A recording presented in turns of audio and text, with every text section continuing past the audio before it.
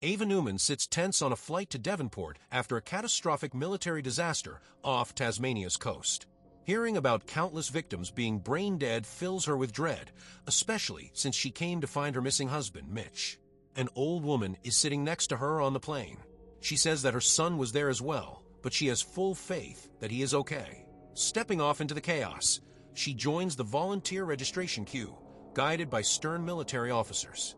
At the desk, she requests assignment to the body retrieval unit in the south, but the officer shakes her head, stating, "No one's heading south yet. The whole city is still burning." Noticing Ava's hollow, nihilistic expression, the officer gently asks who is down there. Guilt flickers across her face as Ava whispers, "My husband." The officer offers a compassionate apology, saying that's just how it is. Ava insists that, as a physical therapist, she can be helpful. Still, the officer reiterates that, while she is there, she must stick to victim identification and body retrieval or head home. Still in shock from the flight's rumors, Ava questions their validity when another officer's voice breaks through the crowd. The reports are true. Some victims are brain dead. If you see any signs of activity, please stand back.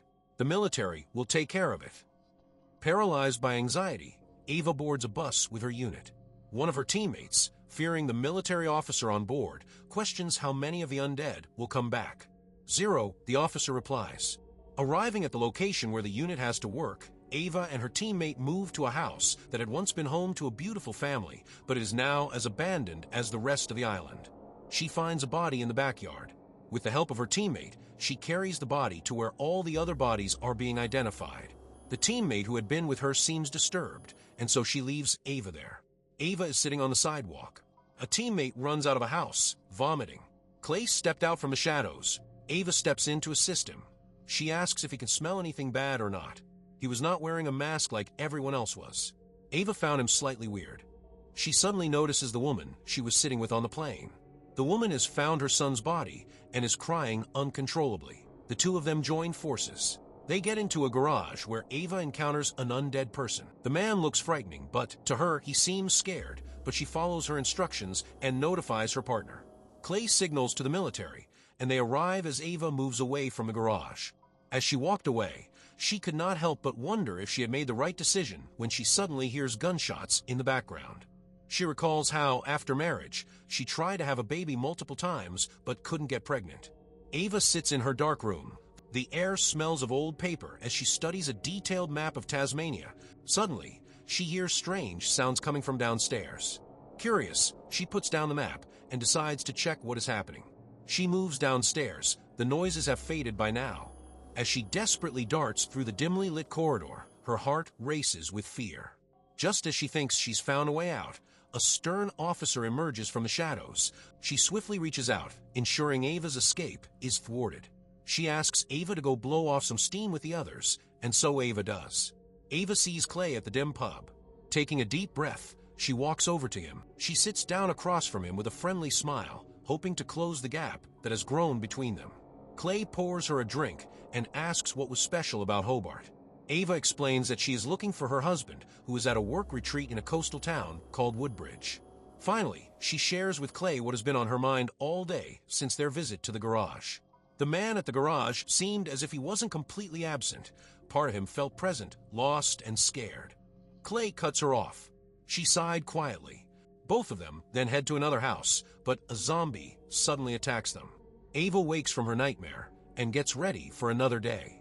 Ava and Klay venture into another garage, a dark, hollow space that was filled with an array of dirt bikes. However, the scene took a darker turn as they stumbled upon several lifeless bodies and some undead. Ava observes Klay's enthusiasm for the bikes and inquires whether he is an experienced rider, to which she learns that he is indeed an experienced rider. She proposes the idea of him joining her on a trip down south. She explains that she needs to search for her husband and mentions that having someone by her side would make the journey significantly easier, and he agrees. They are about to leave when Ava hears a rustling noise. She goes there and finds an undead, but she doesn't attack her. Klay comes there and asks her to leave before it's too late. The undead woman gets creepier and creepier, and the two of them sneak out of their unit's area. As they finally reach a desolate stretch of highway, as they accelerate down the open road, Ava squints against the harsh sunlight as a military jeep rumbles toward them along the dusty road. Sensing the urgency, Klay swiftly brings the bike to a halt. Ava jumps off, her heart racing as she glances back at the approaching vehicle. Klay grips the bike firmly and drags it behind a battered. The Jeep comes to a stop near them. Ava's gaze falls upon a grotesque figure rising from the fields. It's an undead that's slowly approaching them. Ava and Klay suppress their reactions, though fear grips them. A bullet pierces the undead's forehead, causing him to fall lifelessly to the ground. The Jeep drives past. They are finally relieved. The two of them hop on the bike once again and ride towards their destination. At a distance, they could look at the burning island, the flames still very visible. The smog covers the entire area. It is so unbearable that they have a hard time breathing. Both Ava and Klay rush out. After covering a longer distance, the two of them decide to take a break. They find food and a place to peacefully spend the night. In the morning, Ava attempts to assist Klay with the discomfort in his shoulders. Klay asks about why her husband was there. She says that his work needs him to travel to different places, and this year it was Tasmania. She then notices a tattoo on his arm of a woman with her child. She asks him if he also lost someone just like her, but he ignores the question.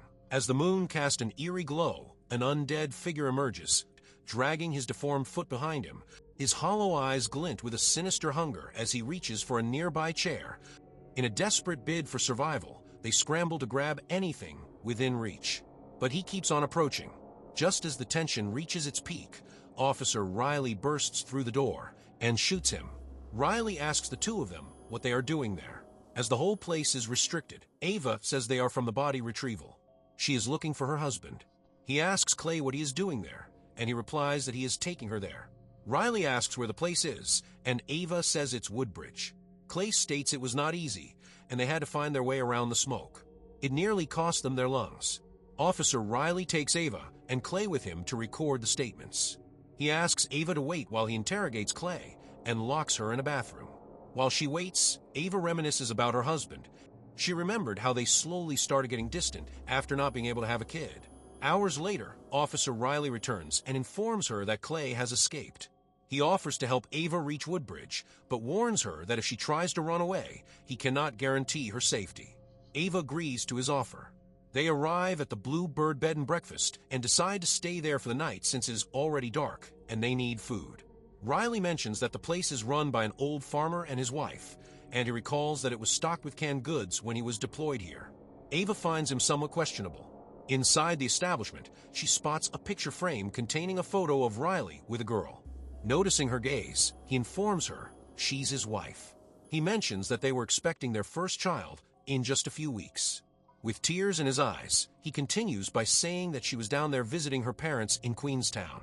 Riley came here upon hearing that the town had become radioactive. He found his wife, Katie, and her family sitting around the breakfast table, while the toast rack was still full. He buried them under a beautiful tree in the backyard, the same tree that still holds Katie's childhood swing. Riley requests a favor before leaving. He asks if Ava could dress up as Katie so he could have one last chance and have a dance with her. Ava dresses up as Katie, wears her dress, her shoes, jewelry, and even her scent.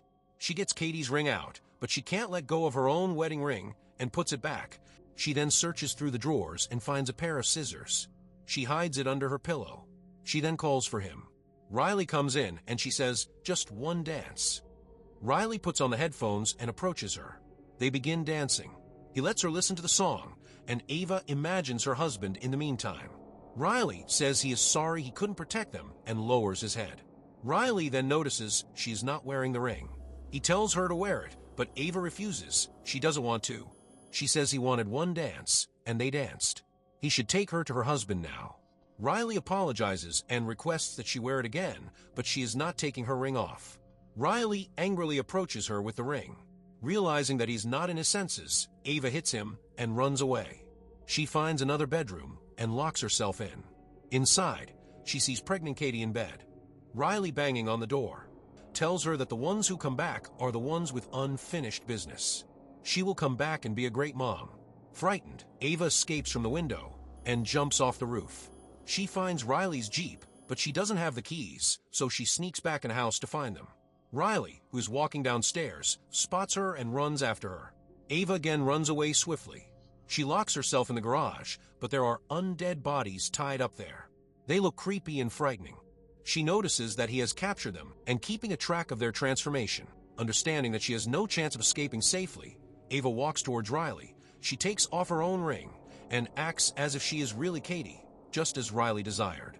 He comes forward and hugs her. Riley figures out her true intentions and tries to choke her, but Ava stabs him, freeing herself. She takes the keys and rushes towards the car and ignites the engine.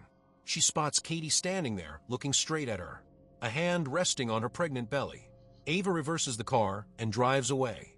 She recalls the night before her husband left. She tries to stop him and have a discussion, but he didn't listen. She opens up her eyes when the sunlight hits her face through the Jeep's windshield. She walks out of the car with an axe in her hand. Hearing footsteps behind her, she turns. A dead man is approaching her, and he starts running towards her. Ava falls, scared. Her axe is no longer in her hands. She rushes into a bus through a broken window while he chases her quite near.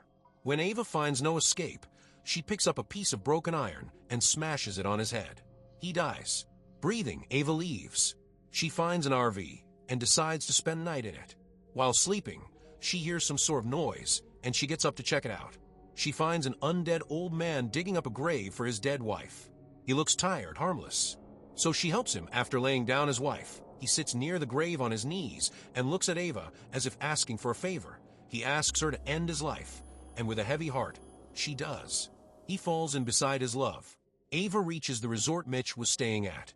She searches for him and comes across a closed door which has a "Do Not Disturb" sign over it. She has found him finally. She looks into the bathroom and there's Dead Girl. She says she is pretty.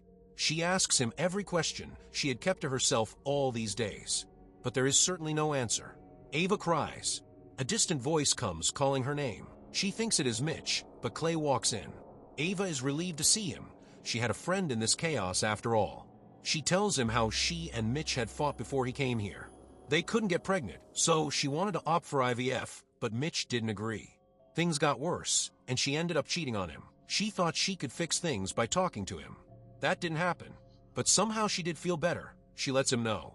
Klay tells her his story. Hannah, his daughter, and his wife wanted nothing to do with him, so he came down here thinking maybe they'll see him in a better light, but they didn't care.